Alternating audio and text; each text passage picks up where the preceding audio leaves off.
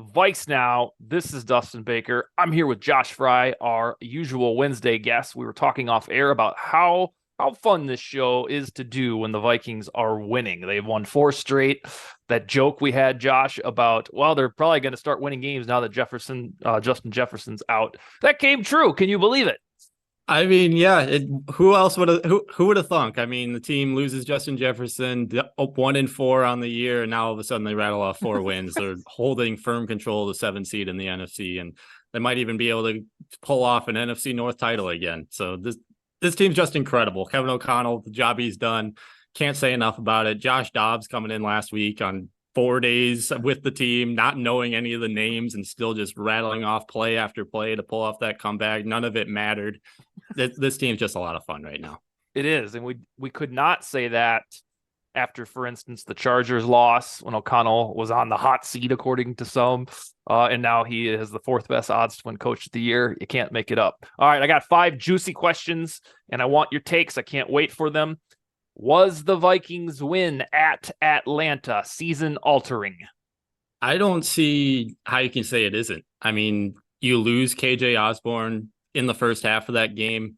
Tristan Jackson comes in and just makes a great play on the goal line for a 2-point conversion. It just seems like every single time somebody goes down, like TJ Hawkinson was limited and Josh Oliver and Johnny Munt had to make a few plays in there too. Every single time this team loses a player, it's like next man up and they go out and get it done. And I think that's just credit to some of the culture that Kevin O'Connell, Wes Phillips, Brian Flores, all these guys have built in this team. And yeah, I mean, you look at that win that gave them firm possession of the 7th seed in the NFC. They're going into the easiest stretch of their schedule. The Saints, that they're okay team, but I mean, they're not like a juggernaut like the Chiefs or anything. So I think that's a very winnable game. And then you go Denver, Las Vegas, Chicago. There's a real world where this team's 8-4 in 4 weeks, and we're looking at a team that's competing for a top seed in the NFC all of a sudden.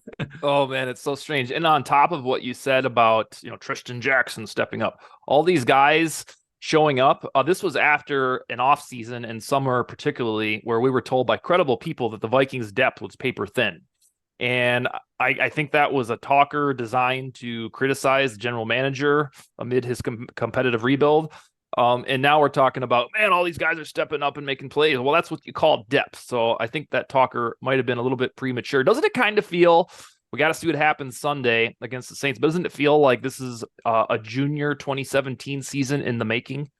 It kind of does. Yeah. I mean, you lose Kirk Cousins last week and it feels like all hope is kind of lost even after those 3 wins in a row. And then Jaren Hall looks great for the first quarter before he goes out. Josh Dobbs comes in.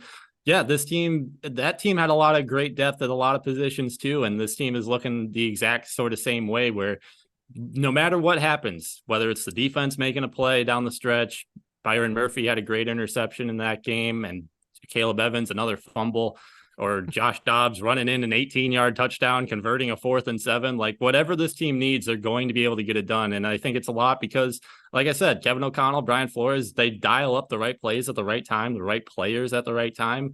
And they're just really good coaches. And this is a really good roster.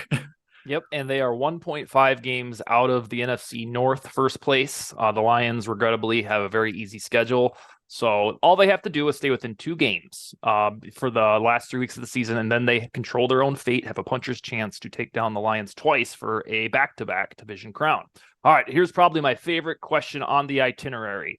Knowing what you know about Dobbs' resume, his draft profile, which you presumably know about from 2017, his brief tenure, 8 starts with the Cardinals, what you saw from 2 drives of Jaren Hall. Let's peek into the future to say like the Raiders game in about a month. Who will be the Vikings QB1?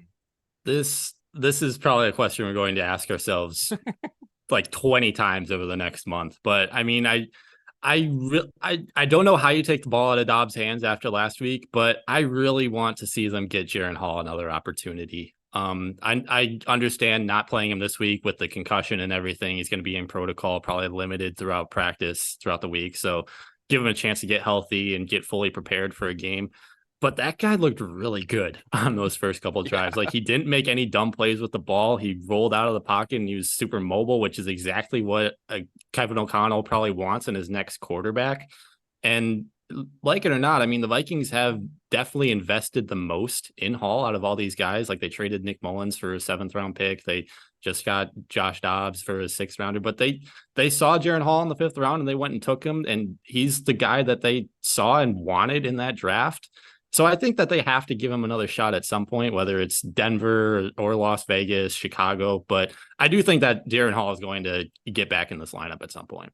My personal opinion is that it will have to take a unusually shitty game from Dobbs to see Hall. I'm not talking like, oh, the Saints win 27-24. I'm talking like Hall looks terrible, and we're like, oh, this is why the Browns and the Lions and the Cardinals didn't want this guy in the last year and a half. And then we'd have an honest to goodness 4 or 5 days of who are they going to start. Kind of like we talked about last week between the old days, Tarvaris Jackson and Kelly Holcomb. It's not a good problem to have, but if you have a youngster like Hall where his ceiling can be almost limitless from what we know right now, I think that's what would have to happen is basically Dobbs would turn into a pumpkin, and then we have a little bit of a controversy.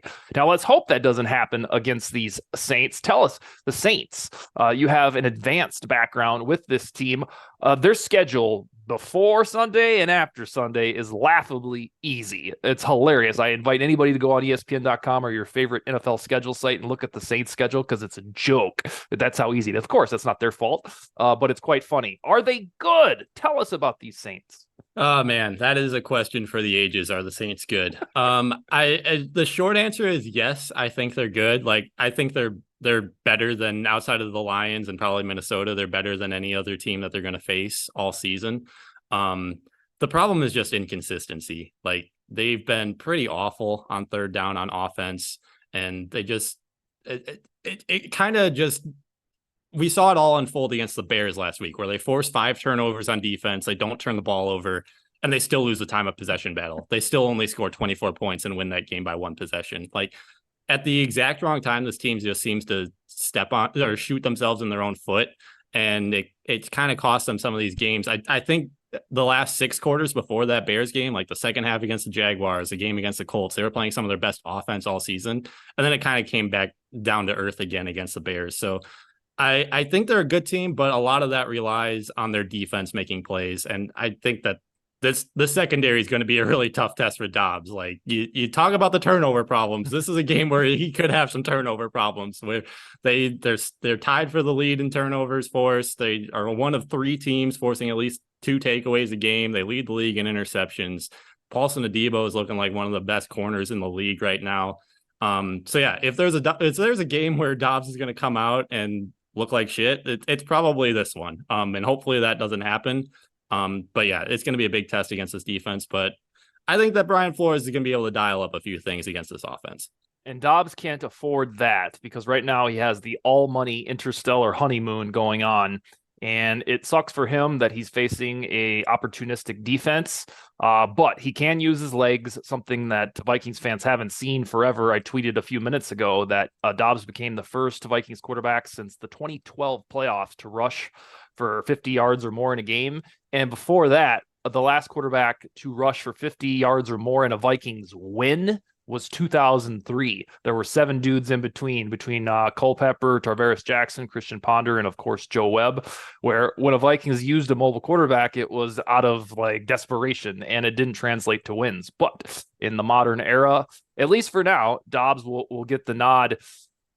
So on the Saints, does it matter to you that the teams that they beat aren't any good, and then now we think the Vikings are good? Does their strength of schedule matter in this conversation? I think it does a little bit. They definitely haven't gone out and swamped one of these top teams in the league at all. But again, it just really comes down to that defense because that group has been able to make plays all season. And then Rashid Shaheed is one of the craziest wide receivers in the entire league, leading the league in yards per reception. And as a punt returner, he's got a return touchdown. He's been able to make plays. He's got, I think, the 2nd highest yards per punt return in the league right now too. And then obviously the gadget man, Taysom Hill, if they get him involved, They've been getting him going. Yeah, exactly. And over his career, they're 17-1 in games where he rushes at least 7 times. And it seems inevitable. He's gotten 25 touches over the past 2 games. It kind of feels inevitable that they're going to try to get him involved as much as possible, especially if they get down into the red zone and use some of the QB zone that they like to do, their QB draw. And I I think that's what it's going to come down to. The Vikings have to make plays on the red zone in order to win this game because the Saints can take advantage of that area. But I also think that Brian Flores, if he gets a little pressure on Derek Carr, the interior of that offensive line is not very good. So I think that this is a game where Ivan Pace might break out and make a few plays and rattle Carr a little bit. If they can do that, I think the Vikings can win this one. And one thing that I've been thinking about this week is the Vikings and Saints played 13 months ago, but because the quarterbacks will be different this game, it doesn't even feel like we played the Saints last year comparatively. We're not sizing up Andy Dalton. It's the same head coaches. There's no Kirk Cousins, probably no Justin Jefferson, and it's the power of a QB1 where it doesn't even feel remotely like the same matchup. Whereas, if you're playing the Lions this year, you're like, oh, we beat them last year, and that game will resonate in your mind. But because of the different QB1s, it's quite weird that this game, they didn't even feel like they played the Saints last year, although they did with the missed 60 blah blah blah yard field goal, whatever it was. All right, so we're on a little streak here. 4 straight wins. The Vikings have won with no Justin Jefferson. We shall see what this thick injury report looks like later this afternoon. But I want for you, sir, with your knowledge of both these teams, I want a prognostication. Who wins and why? I think the Vikings are going to be able to win this one. I'm picking them to win 27-21 this week. I think it's a close game. The defenses are both going to make some plays. But at the end, I mean, Brian Flores is a master, and he's a madman when it comes to blitzing. The Saints haven't handled blitzing defenses very well this season, and the Vikings are by far the league leader in blitzes this year at over 51% of their snaps being blitzes.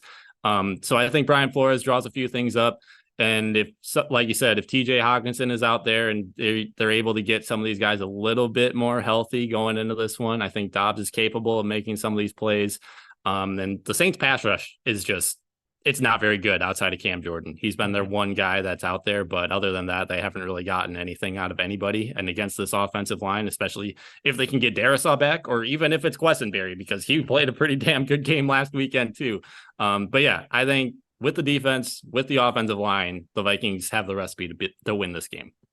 Excellent. And it's weird to think that even if the Saints did have its usual decent defensive line, we're good now. I firmly believe that they're not getting enough credit, in my opinion, between Kwesi Adofo-Mensah and Kevin O'Connell. Within a year and a half worth of games, we have got to that point that we dreamt of for 10 years, where it's like we have the offensive line. We don't have to be skittish. We've always, for the most part, we've always had the bookend tackles in the last 2.5 seasons, but the guard play in the middle has been solidified. And it's really cool to think, oh, you're playing the 49ers. That's fine. We got the O-line for that. We used to dread those moments and even dread the Saints for that very reason. All right, this is my final question for you. We're going to peer into the future because we have, as soon as this season ends, hopefully somehow it's in February, the Vikings are going to have a serious conundrum at quarterback, especially if Josh Dobbs turns into a Case Keenum type where they keep winning games. If the Vikings indeed draft a quarterback, whether that's keeping Dobbs on the roster, re-signing Kirk for 35-40 million, on November 8th, sir, who is your guy for the Vikings to target in that 15 to 20th draft spot range? I think a lot of sites would say this is pretty high for this guy, but I'm going Jaden Daniels out of LSU. I think that guy is just able to make every type of play that LSU has asked him to make. And he's got a couple of really good wide receivers too that could get drafted in the first round as well this year. But you throw him into a Vikings offense, he's a very mobile quarterback. He's averaging almost like 100 yards per game on the ground on top of 300 passing yards. So this guy is explosive. He's an explosive playmaker, and you get him in Kevin O'Connell's system, I think he can thrive. And some of these throws that he's making aren't really gimmies. He's averaging over 10 yards for his average depth of target. I think he's leading the entire country right now in terms of yards per attempt. So I think he'd be my guy right now. I'd also wouldn't mind Michael Penix out of Washington, but with some of the injury history that he's had. I know he's been healthier this year, but this is like the only year that he's actually been healthy in it's college. crazy when you look at that injury resume. Yeah, so that kind of scares me off of him a little bit. And yeah, Jaden Daniels, it might be a little high for him in the first round. I'd feel a lot better about him in the second. But right now I think he's my guy. And the reason I asked you is because I want viewers to really listen to your response because of your draft savvy. I recall last year getting into the draft, you told me Quentin Johnson, yeah, I don't know if he's going to translate. You know, right now he looks like the one dud out of the group, at least the big four that came out of round one. But you also told me, hey, if they can hedge the bet and get Tank Dell, this guy's going to be good. And that was correct. So I really wanted to get your take, and this will evolve, I'm sure, over the next several months. But my other question, since Jaden Daniels is the guy in early November, will he be talked into the first round, or is this somebody they can chill and get in round 2 or 3? I think it's all going to come down to how the LSU finishes this year, because they've got a couple games left on their schedule. But you look at the resume that he's got right now, like they put 49 points on Ole Miss a few weeks ago, and they're one of the top 10 teams in the country right now. Obviously, I know they lost that game, but I'm not going to give him a ton of the blame for that when he had over 500 yards and 5 touchdowns. And Alabama last weekend didn't go super great, but they beat Missouri a few weeks ago too. So this isn't a team that's playing like, they're not playing schlackers on defense at all. Like they're going up against some of the top competition in the SEC, and he's thrived in just about every single moment. So I do think that this is a guy that come February, March, like looking at some of the film and some of the highlights that he's got, like, hey, this guy feels like a guy that should go in the first round. I think that could happen. And then in theory, we'll leave on this note. Let's say this season hadn't turned around and we were talking about the 2-6 Vikings. Would you rather have Drake May at this point or Caleb Williams on the Vikings roster if that were a thing? I know people are down on Caleb Williams right now over the past couple of weeks, but I still think it's Williams. That guy is just an incredible playmaker. He makes every single throw that you want at the NFL level, and he's got the mobility too. Drake May's he's good, but I think especially if we're looking at Viking specific, I think he's more of a pocket guy, and KOC is going to want a guy that can be a little bit more mobile and do some things with his legs. Excellent. All right, sir. These 5-4 Vikings take on those 5-4 Saints, and it's the third week in a row the Vikings will. Oh wait, no, it's the third out of 4 weeks that the Vikings will take on a division-leading team. So we shall see if they keep that little streak alive. All right, man. We'll be back for Broncos week in 1 week. You got any closing arguments? Shout out Ed Ingram. Honestly, that guy, he was incredible last weekend. So I'd like to give him a little bit of love before we sign off here. You mean we can't give up on a draft class after 1 year? Dude, yeah, it's crazy. I mean, yeah, I think he's really rounding into shape. I think he was actually the second best pass protector of the Vikings roster last weekend. So yeah, he was. Shout out Ed Ingram. Because David Quisenberry was number 1. Exactly. Yeah. All right, man. We'll talk to you in 7 days. Sounds good. See you later.